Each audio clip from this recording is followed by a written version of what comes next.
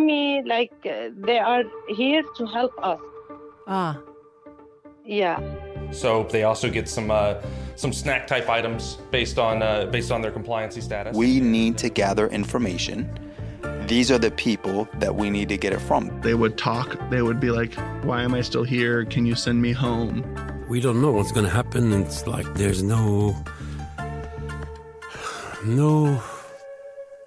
foreseeable outcome. There's no, like, how long am I going to stay in this prison? From Serial Productions and the New York Times, this is Serial Season 4, Guantanamo. One prison camp told week by week. I'm Sarah Koenig.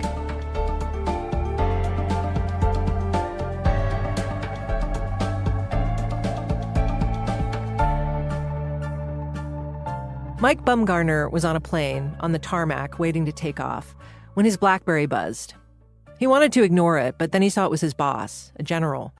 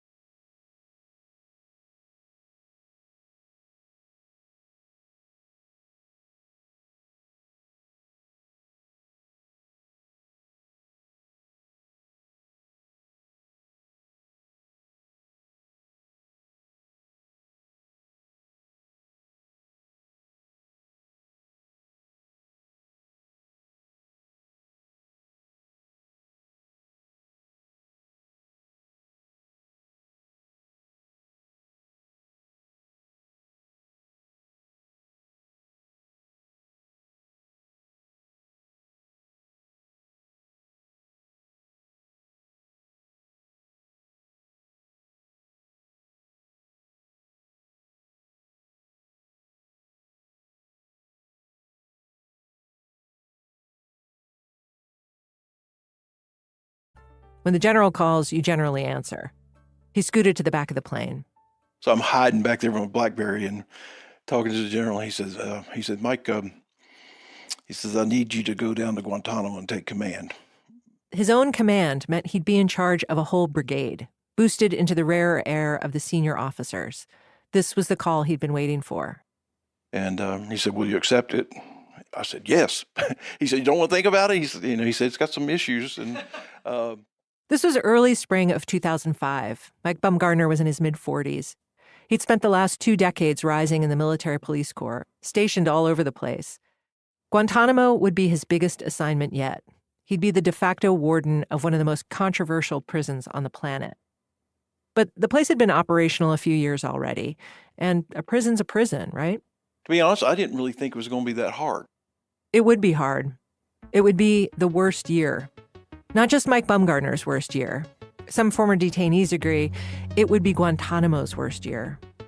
By the end of Bumgarner's tenure, hand-to-hand combat would break out between guards and detainees. Severe new protocols would prompt worldwide condemnation, and the worst would happen.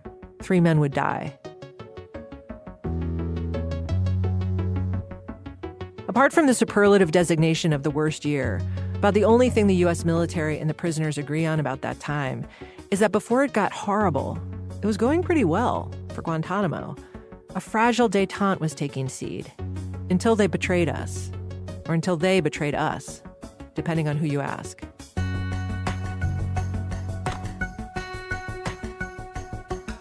This episode is part 1 of the worst year, the less worst part, Mike Bumgarner's first months on the job, when each side took stock of the other's power.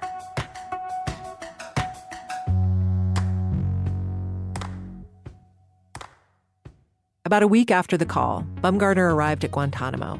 A week. No prep, just get down here, stat.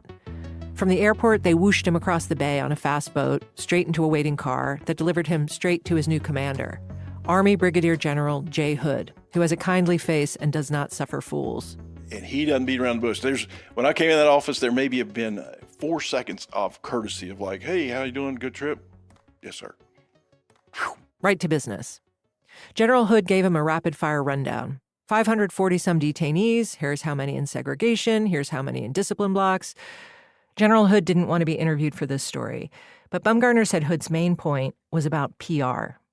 Bumgarner says Hood told him the military was losing the public relations war over Guantanamo. Hey, we're under a lot of scrutiny right now. The U.S. public, our government, internationally, we're not trusted. When Bumgarner's previous commander mentioned that this assignment had some issues, this is what he was talking about. By April of 2005, when Bumgarner arrived at Guantanamo, General Hood had withstood several scandals. The worst one was Abu Ghraib, the U.S.-run prison in Iraq. Hood had nothing to do with Abu Ghraib, but appalling photos had come out, proof that guards had inflicted sadistic abuse and humiliation on prisoners there. And the shadow of that abuse fell over Guantanamo.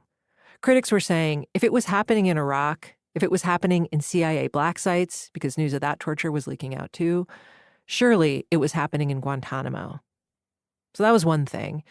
Then there were allegations that guards and interrogators at Guantanamo were intentionally mishandling the Quran, an issue that would very soon inspire deadly protests in Afghanistan and then in the Middle East, Sudan, Indonesia. And on top of all that, right in Hood's backyard, a good old-fashioned sex scandal. Turned out 4 male officers, including a 1-star general, were having swingy affairs with a female nurse and other female civilian contractors on the base. That's why Bumgarner had to hightail it to Guantanamo to take charge. His libidinous predecessor had been booted off the island. Meanwhile, human rights groups were starting to call the place a gulag. Even some influential congressional Republicans were wavering on their support for Guantanamo. President Bush and the DOD were feeling the pressure. So now General Hood was saying, we got to change the narrative about Guantanamo. We need to show the outside world what compliance looks like. We've got to make sure it is right, continue to make it better, and at the same time, get the world to understand that we are doing it in a first-class manner, professionally the way it should be done, with no detainee abuse occurring. So the mission, as Bumgarner understood it from that first meeting with General Hood, was nothing short of, don't let the critics close down Guantanamo. Make sure this place stays open. The president's counting on you. Mike Bumgarner didn't take this metaphorically. He took it literally. He was the son and grandson of military men. It's how he was raised. If you're in charge, you fulfill the mission, no excuses. From here on out, he thought, I got to make this place the best possible version of itself.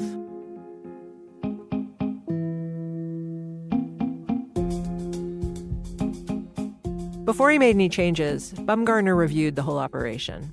A few things about the place displeased him. First, he found it surprisingly uptight in some respects. As an example, when I arrived, they could not have a straw because some felt it could be fabricated to make a weapon. The senior staff seemed to think anything could be turned into a weapon, as if these detainees had superhuman skills. Bumgarner thought, a lot of the security stuff we're doing, it's over the top. The way we transported them to Guantanamo, for instance, and on occasion around the camp. With the earmuffs, the blacked-out goggles, the many chains, the nutty secrecy over stuff he didn't think mattered. Leadership would freak out if anyone said anything to an outsider about the computer system, where they logged their notes about daily activity inside the prison blocks. It was called DIMS. DIMS, Detainee Information Management System. DIMS is where we put he ate his nut bar and he had 2 cartons of milk. He got moved to rec at this time. I mean, that's how benign all the stuff not all the stuff. But for me to say 293 moved over to Echo and we gave him an extra pair of socks. All that classified. You can't mention DIMS. Can't talk about it. His second observation was about discipline. He thought, you guys are doing it wrong. It was crazy. It was bizarre. We had items that they called privileged items that you were given additionally. Privileged items were anything extra a detainee had, on top of the basics. Prayer beads, for example, or an extra sheet. Down to how many ketchup packages you get, or hot sauce, or sugar, or whatever. We would regulate those, and you're going to lose your ketchup for 2 weeks. Wow. Big whoop, in other words. When fewer condiments didn't correct a detainee's behavior, the detainee was supposed to get moved to the discipline blocks. The prison was organized into areas called camps, Camp 1, Camp 2, and so on. And then we had, or we're going to take you over to Camp 3. Camp 3 was the discipline camp. Camp 3 was huge. Camp 3 would hold 350 people. And it was full. And we had people waiting in line to go to Camp 3. Everybody in the whole place owed discipline time to where they had to go to Camp 3. And I said, okay, what makes Camp 3 so different? I mean, it looks just like the same. There really was no different. I mean, there wasn't any real difference in being in Camp 3 as in being in Camp 2, just right across the little walkway. The third thing, and hardest to deal with, was the attitude of the guards, what Bumgarner called the guard culture. In candor, I don't think I've ever said this publicly before, you would find among the greatest bulk of the guards, I'd say more than half, they truly despise the detainees. I hate to say that number. It may have been smaller. Some, if the life was hard on a detainee, that was okay with them. I mean, if we didn't respect the Islamic religion, that was okay with them. As one guard commander told me, it just seemed like a big babysitting operation. We were babysitting so they could get intel. The worst detainees, he said, and Bumgarner agreed, would holler and spit at you, throw shit and piss at you, call you vile names, incessantly bang on their metal cages, break their toilets, demand this and that, have you trotting up and down the tiers. Some of these guards were right out of high school, on their first deployment. They're working 12-hour shifts. It's Cuba, blazing hot and dripping humidity. The prison tiers were like hothouses, powered by provocation and retaliation, tit for tat. So that was the state of the place when Bumgarner got there. Weirdly strict, weirdly lax, weirdly tense. Bumgarner had done some detention work before. He'd run security at different bases, including overseas. He'd been a director at the Army's military police school, even worked as a sheriff's deputy for a minute during college. He thought, all due respect, General Hood's an artilleryman. These senior guys making the rules, they don't have a background in corrections, so they don't get it.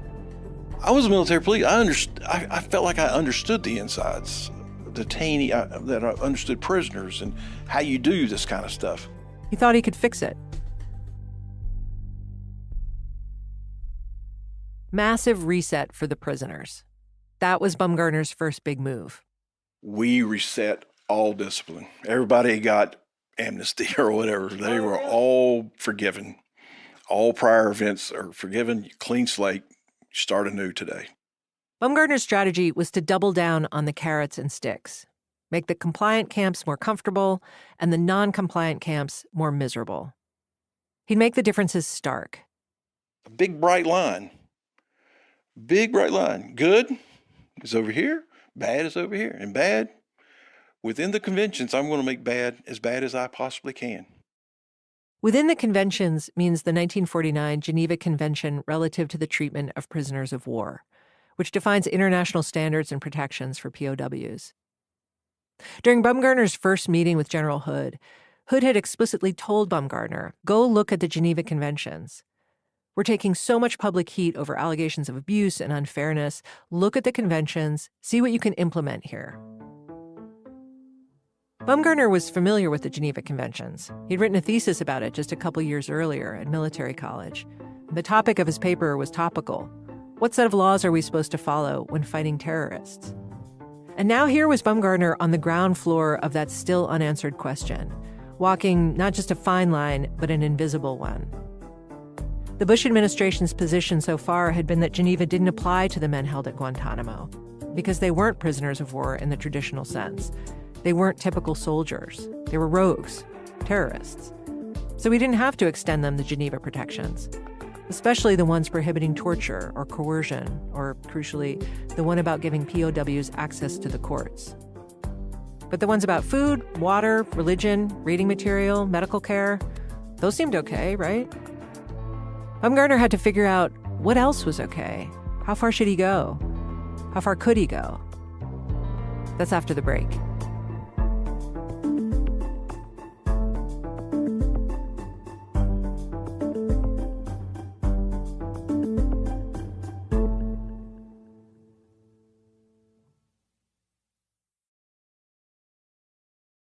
Bumgarner and his team developed a sort of caste system among the detainees, demarcated by the color of their clothing. Initially, they put everyone in a tan outfit. Consistent good behavior would get you a coveted white one. Bad behavior, a dreaded orange one. If you followed the rules, your sleeping pad would be softer, closer to a mattress than a yoga mat. You could keep more stuff in your cell, talk to your neighbors more. Guards are nicer to you. There's less urgency placed on things. They'll talk to you. If you don't do this, they may be more of a discussion. You go over to a discipline camp or November Block, over in Camp 3, was Bumgarner's discipline innovation, where he sent the most unruly detainees.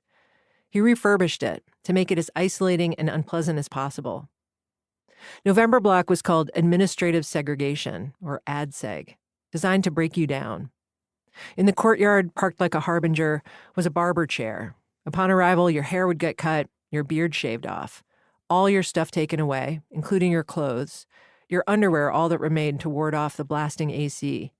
No sleeping pad. Every single item had to be handed back after you used it. A cup, a toothbrush, the blanket they gave you at night. The only human beings you interacted with on November Block were guards, who'd periodically open the little flap on your door. And the guards in November Block? Bumgarner said they were hand-picked for qualities he characterized as, quote, hard robot. No personality, no discussion. I tell you once, you do it, or else I'm going to send in a 5-man IRF team in riot gear to make you do it. In November, you can't talk to any other detainee. If you start trying to talk to somebody, we're not going to allow that. How do you not allow somebody to talk to them? And what we would do would drown it out. Either from the guards just start yelling, and all the guards would just start yelling. Or we would turn on the big fans on the end of the halls, vacuums. The noise from the vacuum, I forgot to mention, it huge, giant vacuum cleaner is on. That is Ahmed Arashidi, formerly known as detainee number 590, formerly nicknamed the General by U.S. personnel at Guantanamo. A nom de guerre, he says, caused him nothing but strife. Ahmed Arashidi was a talker, a troublemaker, a big personality who could influence others to make trouble too. That's how his jailers saw him. He's originally from Morocco, but he spoke English. He'd worked in London as a cook at a couple fancy hotels. He told Dana he remembered his first encounter with Bumgarner. It was a couple months after Bumgarner's arrival. Arashidi and a handful of other detainees had been stewing over in the new discipline setup, November Block. Isolated. This is not normal isolation. This is different isolation. This is isolated from isolations. Arashidi says he'd organized a protest. They'd all rip up their shirts, and when they got replacement shirts, they'd rip those up too. Super annoying for the staff. Pretty soon, who should appear on his block but Mike Bumgarner himself? The big chicken, some detainees called him, because of the eagle insignia on his Army colonel's uniform. And he walked in down the corridor, and he was on his own. And it's very unusual for the colonel to walk on his own. Usually he's with someone, you know? As I walked onto this tier, he had a plastic shield in front of his cell, and that normally meant that he was prone to throwing stuff or spitting on guards, and so we'd put you where there's a shield. Well, he had his face pressed up against it. It was the weirdest, most bizarre sight to me, seeing that face pressed up against that thing and yelling at the top of his lungs. I even called him a Nazi. I called him all kind of names, bad names, you know. You are a torturer, you are this, you are this, and you are this, and you are... And he kept on walking to the end of the block and came back. And he stood by the door of my cell. And he was smiling.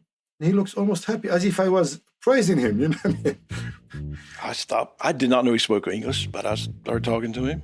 I was just short of breath, trying to tell him everything all at once. A torrent of complaints, especially about the guards. You soldiers are abusing us. You are soldiers. You're doing this to us. You're doing that to us. And why are you allowing your soldiers to abuse us? He says, no, I'm not. I said, yes. And you are, in top of that, you are encouraging them to do that by allowing them to be anonymous. The guards at Guantanamo covered the name tags on their uniforms, ostensibly so that the terrorists couldn't track them down later or harm their families. The result of the no names was that detainees had a hard time complaining if a specific guard beat them up because they couldn't identify them. Arashidi says he asked Bumgarner, why don't you give each guard a number in place of the name tag? As soon as I said that, his eye popped out.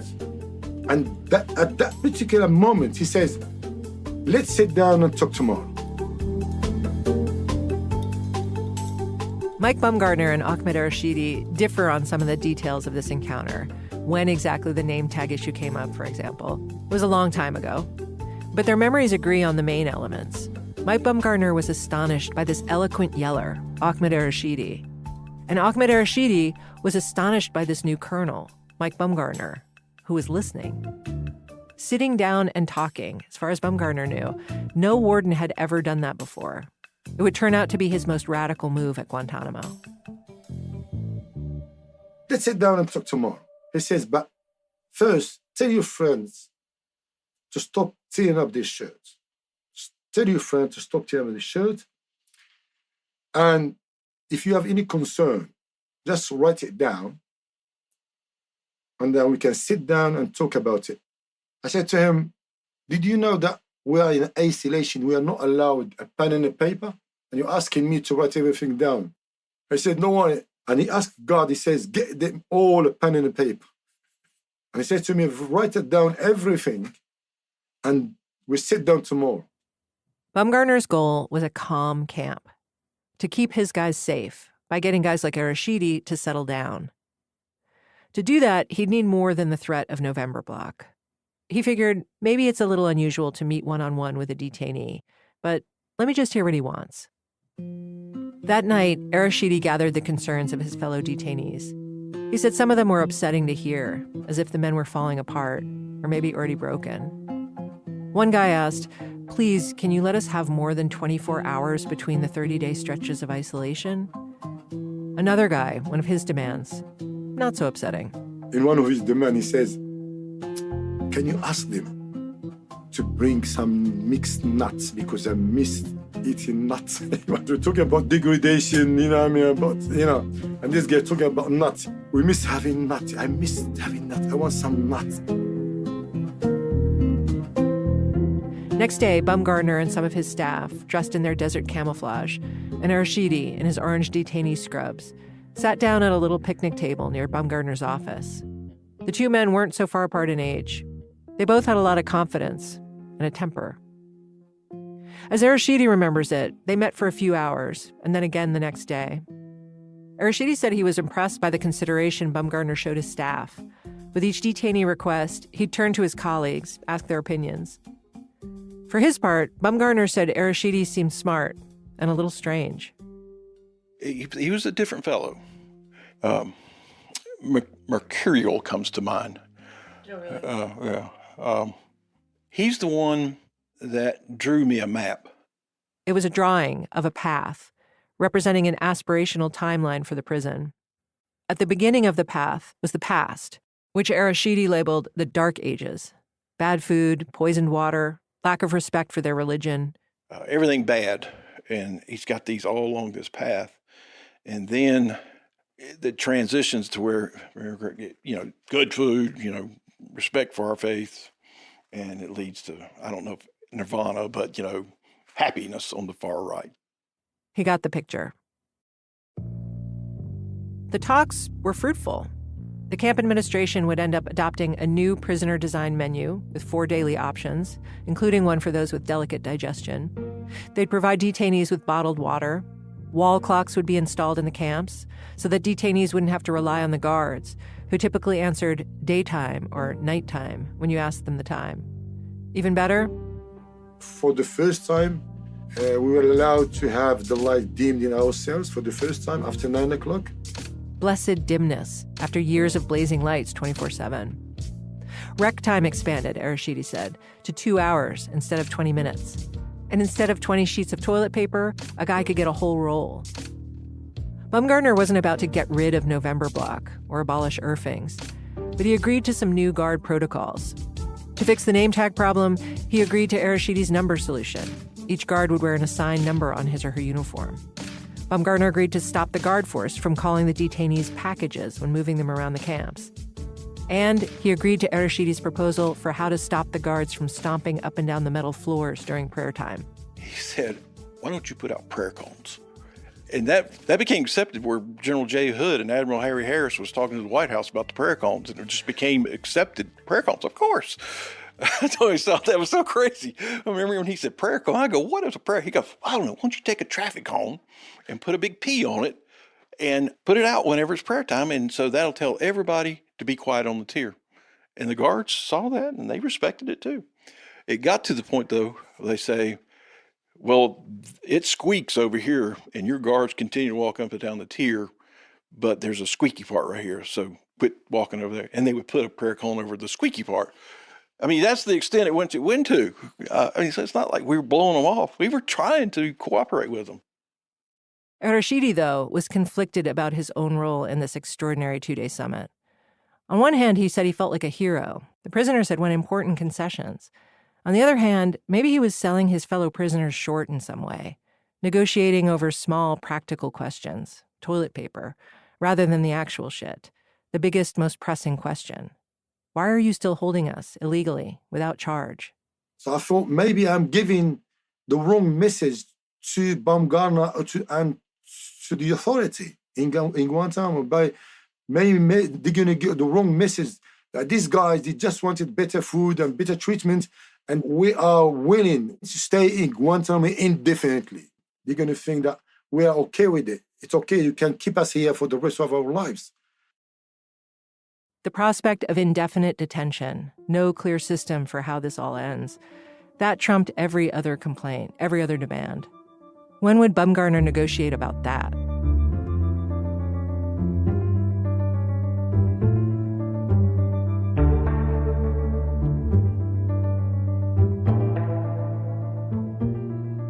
A major aspect of the Bush administration's campaign to show the world that Guantanamo wasn't Abu Ghraib was to beckon visitors inside the camp. Dignitaries, politicians, reporters. During one press conference a few months after Bumgarner's arrival, President Bush said it about 4 times. Go down there, take a look, see for yourself. And people did. The charm offensive, helped along by Bumgarner's soothing North Carolina accent and folksy manner, was working pretty well. Occasionally, Bumgarner told me, he misstepped. On a bus full of visitors, he once described a young female guard as, quote, cute as a puppy. General J. Hood was standing right next to him and gave him, quote, one of the worst ass chewings I've ever had in my life. But at the same time, 3 months into the worst year, prisoners at Guantanamo were hunger striking. Hunger strikes were not new. They'd been going on sporadically since the camp's earliest days. But this one persisted. And the outside world noticed, which of course was the point. The timing of the hunger strike was opportune. It seemed the detainees were wise to the uptick in visitors. Also, one of the organizers of the strike told us they knew that news reports of hunger strikes, nonviolent protests in which detainees hurt their own selves, seemed to penetrate the American consciousness in a way other news from Guantanamo didn't. Some of the most in-depth reporting came from Tim Golden at the New York Times. He wrote a great magazine story about this period, which is how I know that it was late July when Bumgarner broke this first hunger strike, in a maneuver that would shape the rest of his time at Guantanamo. He did it by negotiating, not with Arashidi this time, but with another detainee Bumgarner had met soon after Arashidi, a guy named Shaker Amr, a British resident, who wielded his charisma brilliantly inside and outside Guantanamo. Shaker Amr was beloved by many of the detainees, especially Saudis like himself, and there were a lot of them. Most of the Arabs at Guantanamo were Saudis. And so Shaker had sway with Bumgarner, too. He told Bumgarner, "This hunger strike, I can end it." And they made a deal. If Shaker stopped the hunger strike, Bumgarner would try to further improve whatever conditions he could inside the camps, in accordance with the Geneva Conventions. And so it was. Bumgarner walked the blocks with Shaker, unshackled, a first, and saw with amazement how other detainees whooped in celebration. He watched as Shaker Amr spread the word, surgically, among the camp's other leaders. Drop the hunger strike. The big chicken is going to work with us. And Bumgarner rejoiced when, just like that, most of the hunger strikers started eating again. Victory.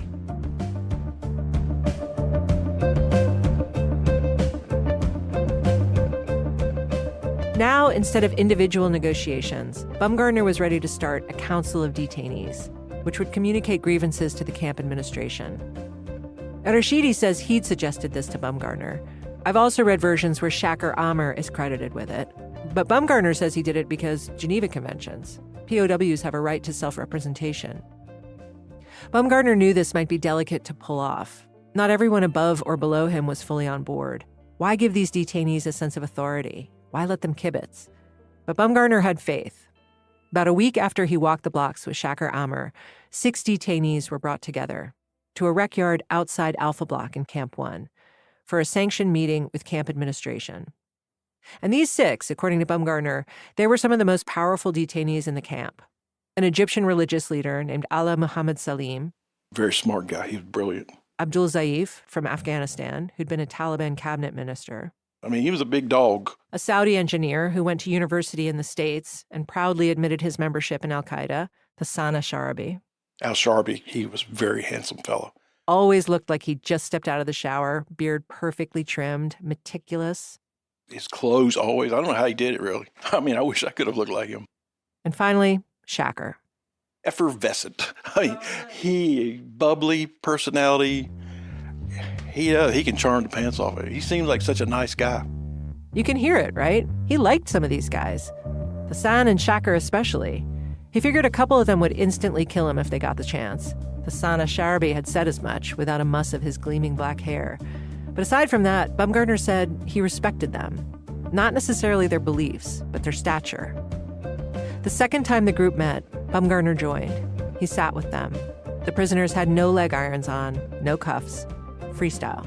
I thought by this point we were doing pretty good on meeting their demands of the camp administration. And I think they probably felt that way too, because we didn't stay on that for maybe 10, I mean, very briefly, if that. I mean, even if at all. We went to the big issue. You got to get us set free. Bumgarner told them, that I cannot do. He was the warden, full stop. Freedom and justice were above his pay grade. Surely they could understand that. And it's what I tried to get them to understand is you're going to be here. You're going to be here. And I can try to help make your life a little better while you're here, or you continue to be miserable. And that's what I was trying to understand that. You're not leaving.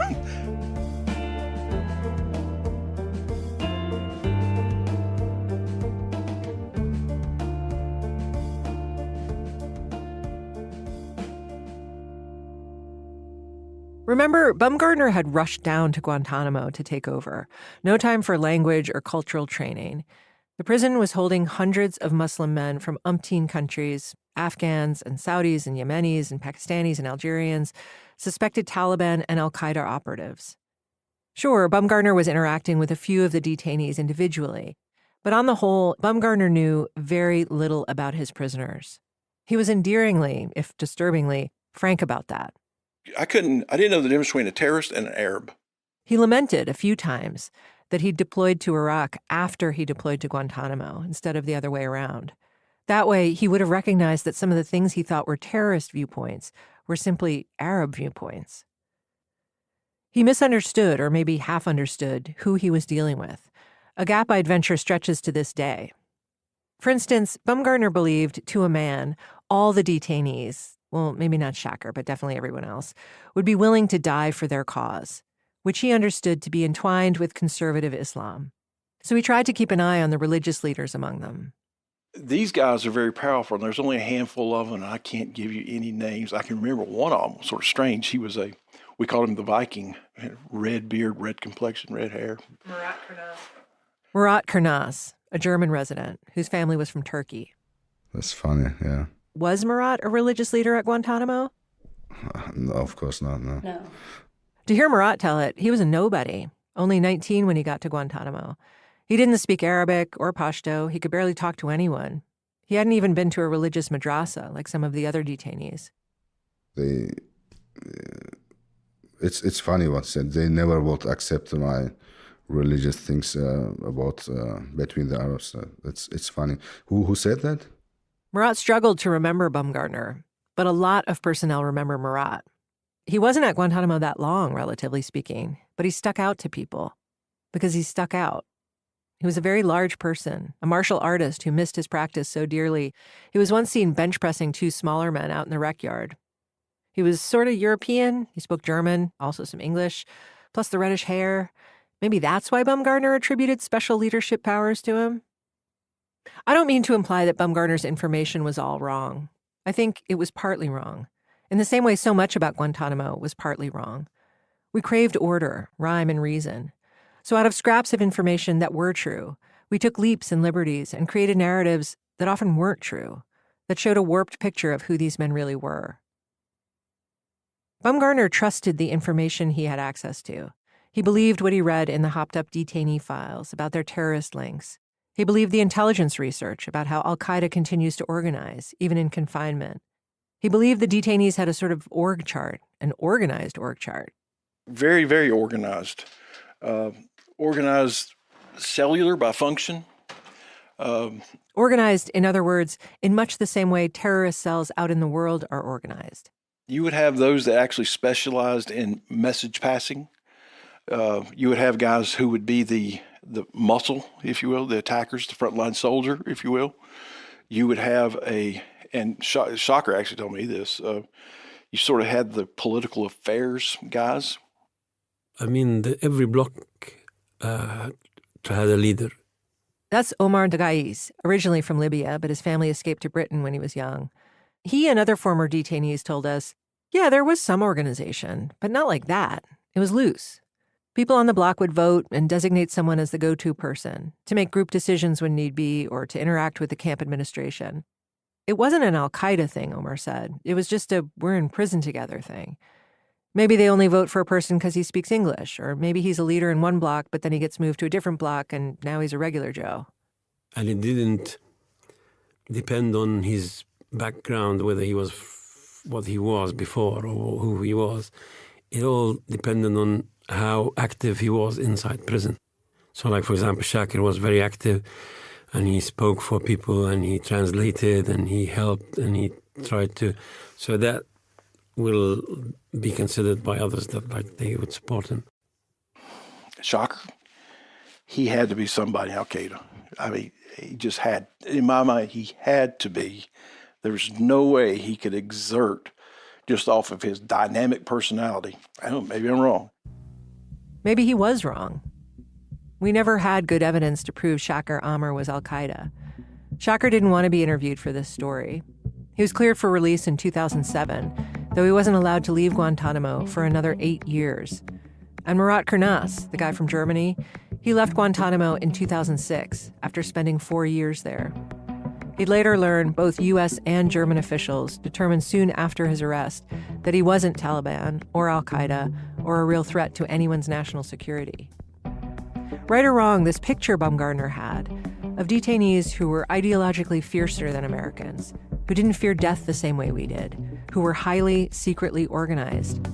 Of course it influenced detainee policy, how we treated them, and how we responded when they scared us. That's after the break.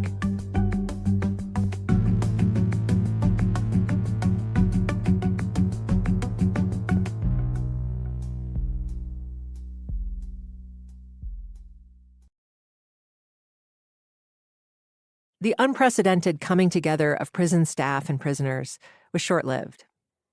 The same week the Detainee Council was forming coincided with a flare-up of violence in the camps involving a mini-fridge. A Tunisian detainee was called in for an interrogation. Here's Rashidi again. And after they locked him down to the ground, the interrogator started swearing and cursing the prisoner. And then he picked up a fridge and he threw the fridge at the face of the prisoner. It sounds unlikely, I know, but there's documentation. Some of the details differ report to report, but they all reflect the debased rage between the personnel and prisoners that Baumgartner observed when he first got to Guantanamo. In an investigative memo dated August 8, 2005, the detainee, Hisham al-Slaiti, says an interrogator came to his cell. Slaiti tells him he doesn't want to talk, so the interrogator says, "Fuck you." Next day, he comes again. Slaiti again says no, but then a fellow detainee in charge of his block, possibly Hassan al-Sharabi, who was participating in the nascent detainee council, tells him to go ahead. So Slaiti does. But once he gets to the interrogation room, it's not his usual team. There's a female present. Slaiti says, "Forget it. I don't want to talk to you." The interrogator says, "You will talk." Slaiti says, "I have the right not to talk to you." He's getting agitated. The interrogator puts his finger in Slaiti's face, starts insulting his mother, calls her a bitch. So Slaiti spits at the interrogator. And that's when, quote, the interrogator hit him with the refrigerator that was in the intel room and then hit him in the face with a chair, unquote. When word got back to the prisoners in the camps, Rashidi says some people wanted to rise up right away. But the people said, look, let's not do it. Let's keep it calm, okay? Some people still hoped to break the exhausting, reactive rhythm of the camps. The council was underway. Maybe it would work. Again, accounts vary about the exact order of events during this first tumultuous week of August. But according to Rashidi, the prisoners had checked their rage over the mini-fridge incident. But then, meeting number 3 of the council, Baumgartner wasn't there, but his recollection is that some of the prisoners started passing notes to each other, which was against the ground rules. Tim Golden, in his magazine account, wrote that when an officer tried to confiscate the notes, quote, some of the detainees popped them into their mouths and started chewing, unquote. When General Hood got wind of what had happened, he disbanded the council and said he didn't like us using the word council either. He said, I never want to hear that word. And that's pretty much when he told me, you're going to not be talking too much to detainees. He never did say I could not totally talk, but he started reining my interaction with them in. Oh, really? He was like, shut it down now. Pretty much so. Yes, pretty much so. Baumgartner said he pushed back a little, but not much. He knew Hood was powerful. He didn't want to get fired. On the heels of that breakdown, another incident. Rashidi said a Kuwaiti detainee was summoned to the interrogation room. When he refuses to attend the interrogation, they came with the earth team, they beat him up, humiliated in front of us. The first one we didn't see, the Tunisian, because he was in the interrogation room. But the second one happened in front of us, inside one of the cell blocks. I was there, I was present. Oh, you saw it? So, yeah. Okay. When that happened, automatically everybody started banging, breaking things. And a few minutes later, Baumgartner came onto my cell. He came onto my cell. And he wanted to say, what was going on, as if he's not part of it. And he says, I've got nothing to do with that. It's not his decision to do that. Rashidi was mad. He thought the real purpose of Bumgarner's visit wasn't to find out what had happened to make them upset, but to take the temperature of the blocks, try to get a beat on how bad this was going to be. Bumgarner had given his word that he'd curb the violence, but now he seemed to be shrugging. If he wasn't going to make his guards behave, why should the prisoners behave? Whatever gossamer of trust and respect they'd begun to weave floated away. Prisoners broke the breakables in their cells, mostly the foot pedals on their toilets. They banged and yelled. Some prisoners suspected the violence against the Tunisian, then the Kuwaiti, was a provocation, that the guards and interrogators had sabotaged their attempt at self-representation, that Bumgarner had betrayed them. You know, so he went away, and that's it started. So the hunger strike started that particular night. A renewed, reinvigorated hunger strike, egged on by Shaker Amr. Bumgarner had had it with Shaker. They'd been working together for weeks, productively, or so Bumgarner had thought. So he's playing a very important role initially. And then when he went against me, I got, Hood's concurrence to put him out in Camp Echo permanently. And he stayed in Echo for the rest of the time. So he was away from the general population for the remainder of my time. Oh my God. He never went back in. Because you were afraid he would have an influence. Yes, exactly. He had sort of betrayed me.